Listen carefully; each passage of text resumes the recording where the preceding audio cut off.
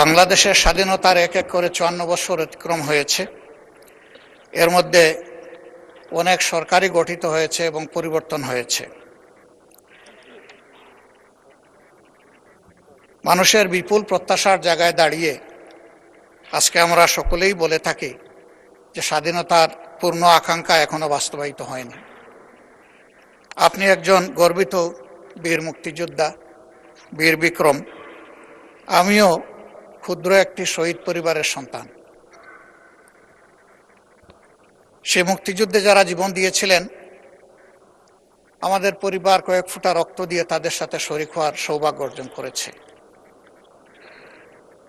বাংলাদেশ আমাদের সকলের।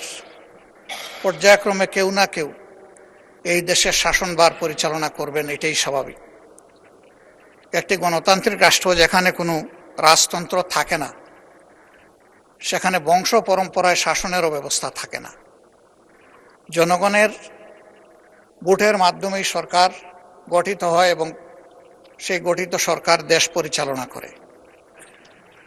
দুঃখের বিষয়, অতীতে জনগণের ভোটে নির্বাচিত হওয়া সত্ত্বেও জনগণের ভোটের অধিকার বারবার খর্ব করা হয়েছে, কোনো কোনো ক্ষেত্রে হত্যা করা হয়েছে।